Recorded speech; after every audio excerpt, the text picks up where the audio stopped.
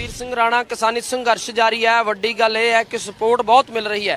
हालांकि केंद्रीय गृह मंत्री अमित शाह दे वल्लों प्रपोजल जरूर भेजी गई है, पर जिस ढंग दे नाल हुण हाले भी किसान जथेबंदियां नहीं मन रही। इस वेले साडे नाल Ghumman brothers Punjab Haryana high court ते सुप्रीम कोर्ट के अगे वकील पहुंचे ने। घुम्मन साहब स्वागत है तुहाडा। वड्डी गल यह है कि सरकार अमेंडमेंट तक पहुंच गई है, पर साडी जथेबंदियां साडे किसान कह रहे हैं कि हाले नहीं, असीं खेती कानून रद्द करवा के हटां। की कहना चाहुंदे हो? देखो, मैं इत्थे ये चीज़ कहूँगा कि ये ਜਿਹੜੇ ਤਿੰਨੇ ਕਾਨੂੰਨ ਬਣੇ ਨੇ ਰਣਬੀਰ ਜੀ, ਤਿੰਨੇ ਕਾਨੂੰਨ essential commodity the trade and commerce, ਜਿਹਦੇ 'ਚ ਇਹਨਾਂ ਨੇ ਕਹਿਤਾ ਸੀ ਕਿ ਬੈਰੀਅਰ ਫ੍ਰੀ ਕਰ ਦਾਂਗੇ।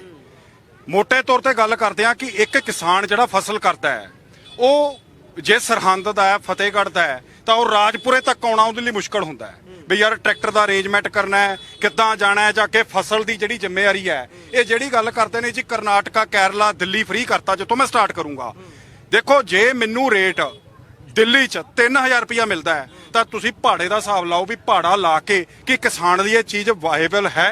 ਪਹਿਲੀ ਕਿਸਾਨ ਤਾਂ ਆ ਹੀ ਨਹੀਂ ਸਕਦਾ। ਸੋ ਉਸ ਤੋਂ ਅਗਲੀ ਗੱਲ ਮੈਂ ਇਹ ਕਰਦਾ ਕਿ ਕਿਸੇ ਕਿਸਾਨ ਜਥੇਬੰਦੀ ਨੇ ਤੁਹਾਨੂੰ ਕੋਈ ਰਿਪਰੈਜ਼ੈਂਟੇਸ਼ਨ ਦਿੱਤੀ ਹੈ ਬਈ ਜੀ ਸਾਨੂੰ ਆਹ ਕਾਨੂੰਨ ਚਾਹੀਦੇ ਨੇ? ਤੁਸੀਂ ਦੇਖੋ, ਅਸੀਂ ਇਹ ਲੋਕਤੰਤਰ ਹੈ, ਲੋਕਾਂ ਦੀ ਸਰਕਾਰ ਸੀ। ਕੀ ਹੁੰਦਾ ਹੈ, ਸਾਡੇ ਵੱਲੋਂ ਚੁਣੇ ਨੁਮਾਇੰਦੇ ਜਿਹੜੇ ਕਿ ਲੋਕਾਂ ਲਈ ਬਣਾਏ ਜਾਂਦੇ ਨੇ। ਦੇਖੋ ਅੱਜ ਇੱਥੇ ਏਡਾ ਇਕੱਠ ਜਿਹੜਾ ਆਪਣੇ ਸਾਹਮਣੇ ਹੋਇਆ ਹੈ, ਪੰਜਾਬ ਦੇ ਪੰਜਾਬੀ ਇੱਕ ਕ੍ਰਾਂਤੀਕਾਰੀ ਸਟੇਟ ਵਧਾਈ ਦੇ ਪਾਤਰੋਂ ਪੰਜਾਬੀਓ, ਤੁਸੀਂ ਇੱਕ ਸਾਬਤ ਕਰਤਾ ਵੀ ਕਦੀ ਨੋਟਬੰਦੀ, ਕਦੀ GST ਲਾਤਾ, ਕਦੀ ਕੁਛ ਕਰਤਾ, ਆਪਣੇ ਫੈਸਲੇ ਥੋਪਤੇ ਤੁਸੀਂ। ਪਹਿਲੀ ਵਾਰੀ ਪੰਜਾਬੀਆਂ ਨੇ ਇਹ ਚੀਜ਼ ਕਰਕੇ ਦਿਖਾਈ ਹੈ ਕਿ ਤੇਰਾ ਫੈਸਲਾ ਤੈਨੂੰ ਅਸੀਂ ਵਾਪਸ ਕਰਕੇ ਆਵਾਂਗੇ। ਤੁਸੀਂ ਕਾਨੂੰਨੀ ਮਾਹਰ ਹੋ, ਜਦੋਂ ਕਾਨੂੰਨ ਨੁਕਤਿਆਂ ਨਾਲ ਅਸੀਂ ਗੱਲ ਕਰਦੇ ਹਾਂ ਤਾਂ ਕੀ ਲੱਗਦਾ ਹੈ ਕਿ ਇਸ ਤਰ੍ਹਾਂ ਦੇ ਜਿਹੜੇ ਕਾਨੂੰਨ ਨੇ ਉਹ ਲਿਆ ਸਕਦੀਆਂ ਨੇ ਸਰਕਾਰਾਂ? ਦੇਖੋ, ਮੈਂ ਤਾਂ ਇਹ ਗੱਲ ਕਹਿਣਾ ਕਿ ਪਹਿਲੀ ਗੱਲ ਜਿਹੜਾ ਪਹਿਲਾਂ ਜਿਵੇਂ ਬ੍ਰਦਰ ਦੱਸ ਕੇ ਬੈਠੇ ਨੇ ਕਿ ਅਸੀਂ ਇੱਕ ਡੈਮੋਕ੍ਰੈਟਿਕ ਕੰਟਰੀ ਦੇ ਵਿੱਚ ਰਹਿ ਰਹੇ ਹਾਂ। ਸੋ ਜਿਹੜਾ ਵੀ ਕਾਨੂੰਨ ਬਣਾਉਂਦੇ ਨੇ, ਜਿਹੜੇ ਸਾਡੇ ਵੱਲੋਂ ਚੁਣੇ ਹੋਏ ਨੁਮਾਇੰਦੇ ਨੇ, ਉਹ ਕਾਨੂੰਨ ਬਣਾਉਂਦੇ ਨੇ ਔਰ ਉਹਦਾ ਮੁੱਖ ਮਕਸਦ ਰਣਬੀਰ ਜੀ ਕੀ ਹੁੰਦਾ ਹੈ ਕਿ ਲੋਕਾਂ ਦੇ ਇੰਟਰਸਟ ਲਈ ਕਾਨੂੰਨ ਬਣਾਏ ਜਾਂਦੇ ਨੇ। ਸੋ ਇੱਥੋਂ ਗੱਲ ਡੇ 1 ਤੋਂ ਜਦੋਂ ਇਹ ਕਾਨੂੰਨ ਬਣੇ ਨੇ, ਇਹ 25 ਸਤੰਬਰ ਨੂੰ 27 ਸਤੰਬਰ ਨੂੰ ਪ੍ਰੈਜ਼ੀਡੈਂਟ ਆਫ ਇੰਡੀਆ ਨੇ ਅਸੈਂਟ ਦੇਤੀ ਸੀਗੀ। ਉਸ ਤੋਂ ਬਾਅਦ ਰਣਬੀਰ ਜੀ 5 ਅਕਤੂਬਰ ਨੂੰ ਮੈਂ ਤੇ ਬ੍ਰਦਰ ਨੇ ਸਭ ਤੋਂ ਪਹਿਲਾਂ ਅਸੀਂ ਇਹਨਾਂ ਕਾਨੂੰਨਾਂ ਨੂੰ ਅਸੀਂ ਮਾਣਯੋਗ ਸੁਪਰੀਮ ਕੋਰਟ ਆਫ ਇੰਡੀਆ ਦੇ ਵਿੱਚ ਚੈਲੰਜ ਕੀਤਾ। ਸੋ ਉੱਥੇ ਕਿਸੇ ਕਾਰਨ ਕਰਕੇ ਰਣਬੀਰ ਜੀ ਤੁਸੀਂ ਕਹਿ ਸਕਦੇ ਹੋ ਕਿਉਂਕਿ 31 ਜਥੇਬੰਦੀਆਂ ਦਾ ਆਪਸ ਤਾਲਮੇਲ ਨਾ ਹੋਇਆ, ਸਾਨੂੰ ਉਹ ਜਿਹੜੀ ਸੀ ਪਟੀਸ਼ਨ ਉਹ ਵਾਪਸ ਕਰਨੀ ਪਈ। ਪਰ ਸੈਂਟਰ ਗਵਰਨਮੈਂਟ ਦਾ ਜਿਹੜਾ ਰੁਖ ਸੀ, ਉਦੋਂ ਇੱਥੋਂ ਸਮਝ ਆਉਂਦਾ ਸੀ ਵੀ ਜਦੋਂ ਅਸੀਂ ਮਾਣਯੋਗ ਸੁਪਰੀਮ ਕੋਰਟ ਆਫ ਇੰਡੀਆ ਦੇ ਵਿੱਚ ਗਏ ਆ ਕਿਸਾਨ ਭਰਾਵਾਂ ਨੂੰ ਲੈ ਕੇ, ਤਾਂ ਸਾਡੀ ਵਕਾਲਤ 'ਚ ਪਹਿਲੀ ਵਾਰੀ ਰਣਬੀਰ ਜੀ ਹੋਇਆ ਕਿ ਉੱਥੇ ਜਿਹੜੀ ਪੁਲਿਸ ਐਡਮਿਨਿਸਟ੍ਰੇਸ਼ਨ ਸੀ ਉਹਨੇ ਸਾਨੂੰ ਸਵਾਲ ਪੁੱਛੇ ਕਿ ਤੁਸੀਂ ਅੱਜ ਮਾਣਯੋਗ ਸੁਪਰੀਮ ਕੋਰਟ 'ਚ ਸਾਰੇ ਕਿਸਾਨ ਭਰਾਵਾਂ ਨੂੰ ਲੈ ਕੇ ਆਏ ਹੋ, ਕੀ ਤੁਸੀਂ ਕਿਸੇ ਪੁਲਿਸ ਸਟੇਸ਼ਨ ਨੂੰ ਇਨਫੋਰਮ ਕੀਤਾ? ਸੋ ਕਹਿਣ ਤੋਂ ਮੇਰਾ ਭਾਵ ਇਹ ਹੈ ਕਿ ਜਿਹੜਾ ਰੁਖ ਸੈਂਟਰ ਗਵਰਨਮੈਂਟ ਦਾ ਸੀ, ਯੂਨੀਅਨ ਮਿਨਿਸਟਰ ਗਵਰਨਮੈਂਟ ਦਾ ਰੁਖ ਸੀ, ਉਹ ਇਸ ਤਰੀਕੇ ਦਾ ਰੁਖ ਸੀ। ਔਰ ਮੈਂ ਇਹ ਗੱਲ ਕਹਿਣੀ ਚਾਹੁੰਦਾ ਕਿ ਦੇਖੋ ਸਾਡੇ ਨੇਬਰਿੰਗ ਸਟੇਟਸ ਜਿਹੜੇ ਨੇ, ਪੰਜਾਬ ਤਾਂ ਹੈ ਹੀ ਹੈ, ਜਿਹੜੇ ਨੇਬਰਿੰਗ ਸਟੇਟਸ ਨੇ ਸਾਡੇ ਹਰਿਆਣਾ ਨੇ, ਯੂਪੀ ਨੇ, ਮੈਂ ਕਹਾਂਗਾ ਸਾਡੀਆਂ ਸਾਰੇ ਪੰਜਾਬੀਆਂ ਨੇ ਕਿ ਇਤਿਹਾਸ ਰਚਤਾ ਹੈ। ਠੀਕ ਹੈ, ਮੈਂ ਫੇਰ ਆਉਣਾ। ਤੁਸੀਂ ਇੱਕ ਪਟੀਸ਼ਨ ਦਾਇਰ ਕੀਤੀ ਸੀ, ਹਾਲਾਂਕਿ ਚਲੋ ਕਿਸੇ ਕਾਰਨ ਕਰਕੇ ਉਹ ਵਾਪਸ ਲੈ ਲਈ ਗਈ। ਤੁਸੀਂ ਕੇਸ ਬਹੁਤ ਵੱਡਾ ਤਿਆਰ ਕੀਤਾ ਸੀਗਾ, ਕਿਹੜੇ ਮੇਨ ਪੁਆਇੰਟ ਤੁਸੀਂ ਉਹਦੇ ਵਿੱਚ ਰੱਖੇ ਸੀਗੇ ਜਿਹੜਾ ਲੱਗਦਾ ਸੀਗਾ ਕਿ ਖੇਤੀ ਕਾਨੂੰਨ ਖਿਲਾਫ ਜਾਂਦੇ ਨੇ, ਜਿਹੜੇ ਸਾਡੇ ਖਿਲਾਫ ਜਾਂਦੇ ਨੇ ਖੇਤੀ? ਦੇਖੋ, ਸਾਡਾ ਉਹਦੇ 'ਚ ਜਿਹੜਾ ਪ੍ਰੀਲਿਮਿਨਰੀ ਆਬਜੈਕਸ਼ਨ, ਜਿਹੜਾ ਮੁੱਖ ਸਾਡਾ ਇਤਰਾਜ਼ ਸੀ, ਉਹ ਇਹ ਸੀ ਕਿ ਤੁਸੀਂ ਜਿਹੜੇ ਕਾਨੂੰਨ ਬਣਾਏ ਨੇ, ਤੁਸੀਂ ਫਾਰਮਰਸ ਦੇ ਲਈ ਕਾਨੂੰਨ ਬਣਾਏ ਨੇ। ਤਿੰਨੇ ਕਾਨੂੰਨਾਂ ਦੀ ਸ਼ੁਰੂਆਤ ਫਾਰਮਰਸ ਤੋਂ ਹੋ ਰਹੀ ਹੈ। ਕੀ ਤੁਸੀਂ ਕਿਸੇ ਫਾਰਮਰ ਨੂੰ ਪੁੱਛਿਆ ਕਾਨੂੰਨ ਪਾਸ ਕਰਨ ਤੋਂ ਪਹਿਲਾਂ? ਕਿਸੇ ਫਾਰਮਰ ਨੂੰ ਤੁਸੀਂ ਪੁੱਛਿਆ?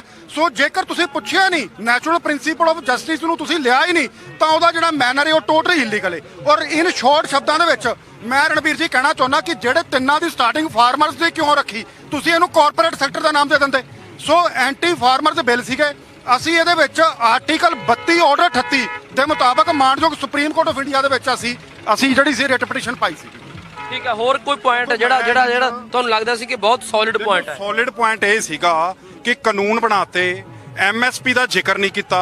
ਦੂਜੀ ਗੱਲ ਉਹਦੇ 'ਚ ਇਹ ਕਰਤੀ ਕਿ ਜੇਕਰ ਕੱਲ ਨੂੰ ਕੋਈ ਡਿਸਪਿਊਟ ਹੋਊਗਾ ਤਾਂ ਉਹ ਜਾਊਗਾ ਜੀ ਸਿਵਲ ਕੋਰਟ 'ਚ ਨਹੀਂ ਜਾਊਗਾ, ਉਹਨੂੰ ਬੰਨਤਾ ਕਿ SDM 'ਚ ਜਾਊਗਾ।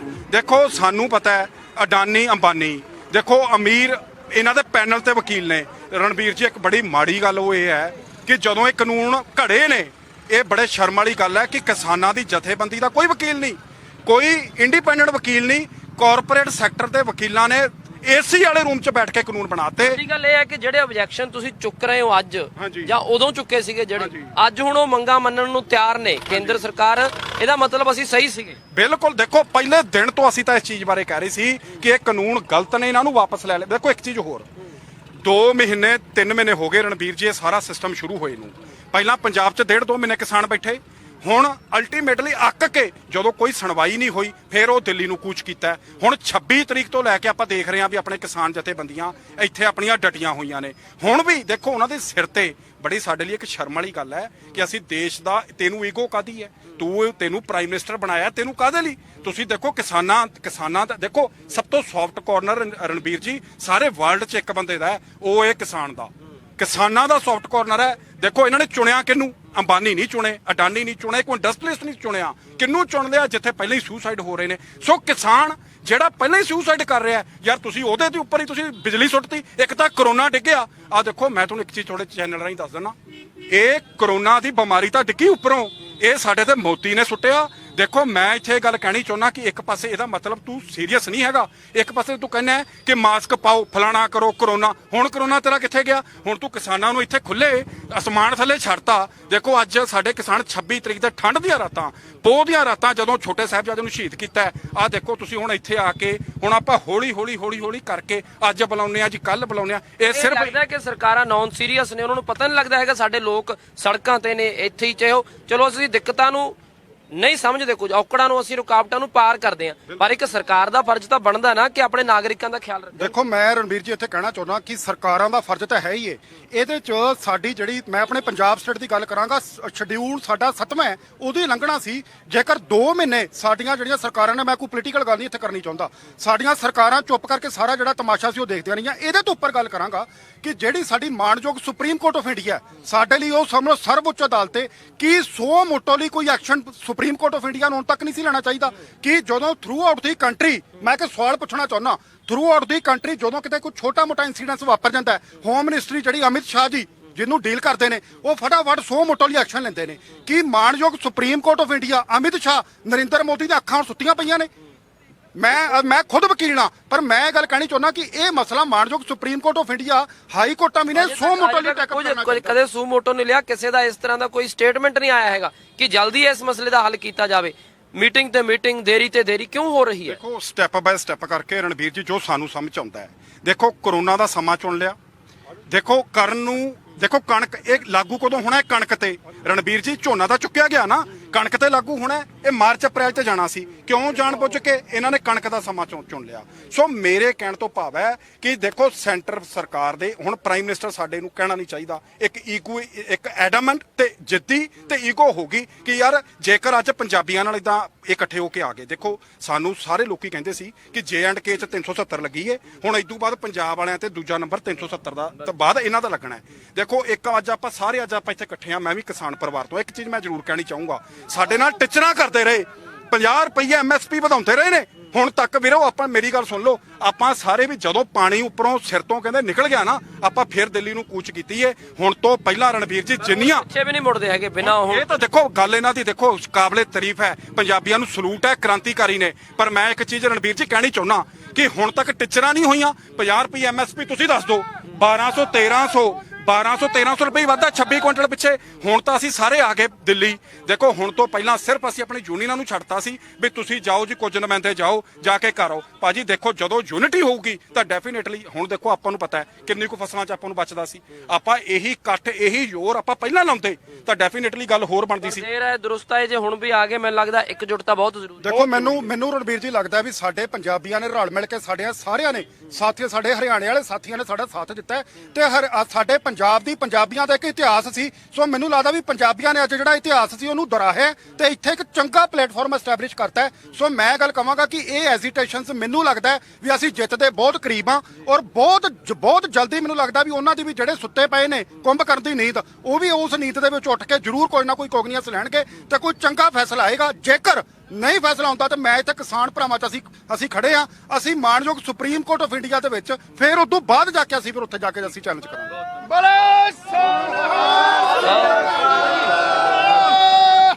ਮੈਂ 1 ਮਿੰਟ ਜੀ, ਹਾਂ ਤੁਸੀਂ ਦੱਸ ਦਿਓ। ਬਾਬਾ ਮੈਂ ਇਹ ਬੋਲਣਾ ਚਾਹੁੰਦਾ ਸਾਡੀ ਉਮਰ ਜੀ ਛੱਡ ਦਿਓ 81 ਸਾਲ ਦੀ ਹੋ ਗਈ ਆ। ਸਾਨੂੰ 25 ਸਾਲ ਹੋ ਗਏ ਆ। ਇਹ ਜਿਹੜੇ ਲੀਡਰ ਵਾ, ਅਸੀਂ ਲੀਡਰ ਜਨਤਾ ਲੀਡਰ ਕਹਿੰਦੇ ਆ, ਅਸੀਂ ਇਹਨਾਂ ਨੂੰ ਗਦਾਰ ਕਹਿੰਦੇ, ਗਦਾਰ। ਜਿਹੜਾ ਸਾਡਾ ਇਲਾਕਾ ਗੁਰਦਾਸਪੁਰ ਜ਼ਿਲ੍ਹਾ ਵਾ, ਉਹਦੇ ਚ ਝੋਨਾ ਤੇ ਕਮਾਦ ਹੀ ਹੁੰਦਾ। ਮੈਂ ਅੰਗਹੀਣ ਵਿਅਕਤੀ ਹਾਂ, ਅੰਗਹੀਣ ਵੀ ਅਸੀਂ ਲਿਆਂਦੇ ਆ। ਅਸੀਂ ਇਹਨਾਂ ਨੂੰ ਪੁੱਛਣਾ ਚਾਹੁੰਦੇ ਆ, ਜਿਹੜਾ ਕੰਜਰ ਮੋਦੀ ਚਾਹ ਬਣਾਉਂਦਾ ਨਾ ਦੀ ਰਨ ਤੇ ਨਾ ਕੰਨ, ਇਹਨੂੰ ਪ੍ਰਧਾਨ ਮੰਤਰੀ ਜਨਤਾ ਨੇ ਚੁਣਿਆ ਸੀ। ਇਹ ਹੁਣ ਜਨਤਾ ਦੇ ਕਾਲੇ ਕਾਨੂੰਨ ਲਿਆ ਕੇ ਜਨਤਾ ਨੂੰ ਗੁੰਮਰਾਹ ਕਰ ਰਿਹਾ। ਕਿਉਂ? ਜਿਹੜੀਆਂ ਸਾਡੀਆਂ ਮਿੱਲਾਂ ਵਾ, ਉਹਨਾਂ ਦੇ ਵਿੱਚ 2-2 ਸਾਲਾਂ ਦੇ ਪੈਸੇ ਅੜੇ ਆ। ਜਿਹੜੇ ਪੈਸੇ ਅੜੇ ਆ, ਹੁਣ ਜ਼ਿਮੀਂਦਾਰ ਜਿਸ ਤਰ੍ਹਾਂ ਪੁਰਾਣੇ ਬਜ਼ੁਰਗ ਆਂਦੇ ਸੀ, ਅਸੀਂ ਫਸਲ ਵੇਚ ਕੇ ਉਹ ਆਂਦੇ ਵੀ ਪਾਪਾ ਜੀ ਅਸੀਂ ਸੁੱਟ ਕੇ ਆ ਗਏ ਆ। ਇਸੇ ਤਰ੍ਹਾਂ ਹੀ ਹੁਣ ਜ਼ਿਮੀਂਦਾਰ ਮਿੱਲਾਂ 'ਚ ਗੰਨਾ ਸੁੱਟ ਕੇ ਆਉਂਦਾ, ਮੁੱਲ ਉੱਥੇ ਕੋਈ ਨਹੀਂ ਲੱਗਦਾ। ਕਿਉਂ? ਇਹ ਜਿਹੜੀ ਪੰਜਾਬ ਸਰਕਾਰ ਵਾ, ਉਹ ਵੀ ਗੁੰਡਿਆਂ ਦੀ ਸਰਕਾਰ ਵਾ। ਉਹਨੂੰ ਪਤਾ ਲੱਗ ਗਿਆ ਜੇ ਕਾਲੇ ਕਾਨੂੰਨ ਵਾਪਸ ਹੋ ਗਏ ਤੇ ਕੈਪਟਨ ਦੀ ਵੀ ਫੱਟੀ ਪੋਚੀ ਜਾਣੀ ਆ। ਲੱਗਦਾ ਕੀ ਆ ਹੁਣ ਆਪਾਂ ਕਿਵੇਂ ਜਾਵਾਂਗੇ ਇੱਥੋਂ? ਜਿੱਤ ਕੇ ਜਾਵਾਂਗੇ, ਝੁਕਾ ਦਾਂਗੇ? ਜਿੱਤ ਕੇ ਜਾਵਾਂਗੇ, ਭਾਵੇਂ ਸਾਨੂੰ ਸ਼ਹੀਦੀਆਂ ਪਾਉਣੀਆਂ ਪੈਣ। ਕਿਉਂ? ਅਸੀਂ ਸੰਘਰਸ਼ ਕਮੇਟੀ ਦੇ 25 ਸਾਲ ਹੋ ਗਏ ਆ। ਡਾਂਗਾ ਬੰਦਾਲੇ ਖਾਧੀਆਂ, ਡਾਂਗਾ ਅਥਰੂ ਗੈਸ ਖਾਦੇ। ਅਥਰੂ ਗੈਸਾਂ ਦਾ ਅਸੀਂ ਮੁਕਾਬਲਾ ਇਹ ਕੀਤਾ ਵਾ। ਲੂਣ ਸਾਡੇ ਕੋਲ ਹੁੰਦਾ ਸੀ, ਦੁਪੱਟੇ ਹੁੰਦੇ ਸੀ, ਬੋਤਲਾਂ ਹੁੰਦੀਆਂ ਸੀ, ਲੂਣ ਮੂੰਹ 'ਚ ਪਾ ਲਈਦਾ ਸੀ ਤੇ ਦੁਪੱਟਾ ਫੇਰ ਕੇ ਤੇ ਅੱਖਾਂ ਦੇ ਫੇਰ ਲਈਦਾ ਸੀ। ਜਦੋਂ ਕੈਪਟਨ ਨੇ 376 ਕਿੱਲੇ ਬਰਨਾਲੇ ਦੇ ਵਿੱਚ ਕਿਸਾਨਾਂ ਦੇ ਲਏ, ਪਹਿਲੋਂ ਆਪਣੇ ਨਾਲ ਰਜਿਸਟਰੀ ਕਰਾਈ, ਉਹਦੇ ਵਿੱਚ ਇਹਨਾਂ ਨੇ ਆਪਣੀ ਕਮੇਟੀ ਬਣਾਤੀ। ਹੁਣ ਵੀ ਨਹੀਂ ਡਰੋਗੇ ਸਰਕਾਰਾਂ ਤੋਂ? ਅਸੀਂ ਡਰਾਂਗੇ ਨਹੀਂ, ਇਹਨਾਂ ਨੂੰ ਛਿੱਤਰ ਮਾਰ ਕੇ ਪਿੰਡਾਂ ਤੋਂ ਭਜਾਵਾਂਗੇ। ਕਿੱਥੋਂ ਆਏ? मैं हरियाणा से आया हूँ जी, और मैं तो केवल एक ही बात कहना चाहता हूँ गूंगी बहरी और मेंटल सरकार को। जब हमारा हिंदुस्तान अंग्रेजों के अधीन था तो भारत का नागरिक न अंग्रेज नहीं हुआ अच्छे लगे तो मैं कहते थे तुम चले जाओ। तो एक दिन हुआ क्या, तो जूठा जासा देखा अंग्रेजा ने हिंदुस्तान का नागरिक जलियांवाला बाग में इकट्ठा कर लिया। तो जलियांवाला बाग में उन्होंने हथियार प्रयोग कर दिया। तो वो जिंदे जागते जवान भारत के नागरिक, जलियांवाला कुआं 110 फुट डूंगा है, वो सारा जिंदे जागते मनुष्यों का बर के और ऊपर आ गया जी। तो फिर भी हमने किसी प्रकार की परवाह नहीं करी। हमारी मांग ये तो हमारी मांग कुछ नहीं, अंग्रेजों से तो हमारी मांग ये थी बा हमारा देश छोड़ दो। हम इससे देश नहीं मांग रहे, इससे गद्दी नहीं मांग रहे, इससे राइट मांग रहे। जे मैं मोदी सरकार नू बार बार प्रार्थना करता हूँ भाई जे हिंदुस्तान में बहुत बड़ा निष्कान रोकना हो तो रोक दो।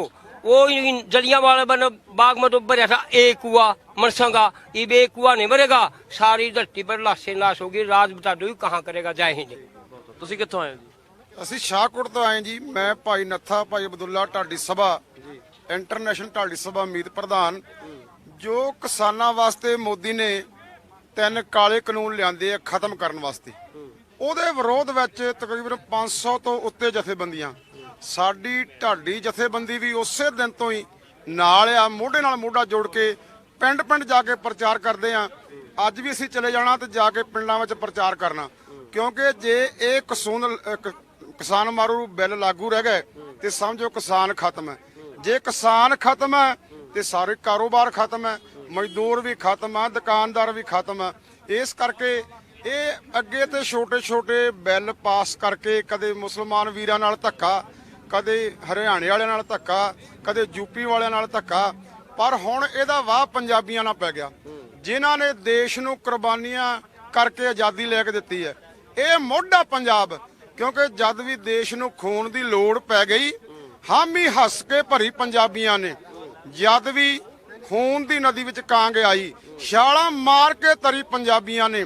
ਰਚਿਆ ਕਿਤੇ ਸਵੈਂਬਰ ਜਾਂ ਵਿਧ ਮਾਤਾ, ਉਹ ਲਾੜੀ ਮੌਤ ਦੀ ਵਰੀ ਪੰਜਾਬੀਆਂ ਨੇ। ਚਾਰੋਂ ਪਾਸਿਓਂ ਕਿਤੋਂ ਵੀ ਆਈ ਗੋਲੀ, ਪਹਿਲਾਂ ਹਿੱਕ ਤੇ ਜਰੀ ਪੰਜਾਬੀਆਂ ਨੇ। ਪੰਜਾਬੀ ਅੱਜ ਮੋਹਰ ਹਾਲੀ ਬਣੇ ਆ। ਸਾਡੇ ਛੋਟੇ ਭਰਾ ਵਾ ਹਰਿਆਣੇ ਵਾਲੇ, ਹਿਮਾਚਲ ਵਾਲੇ, ਰਾਜਸਥਾਨ ਵਾਲੇ, ਤਕਰੀਬਨ ਸਾਰਾ ਹੀ ਭਾਰਤ ਜਿਹੜਾ ਉਹ ਸਾਡੇ ਛੋਟੇ ਭਰਾ ਵਾ।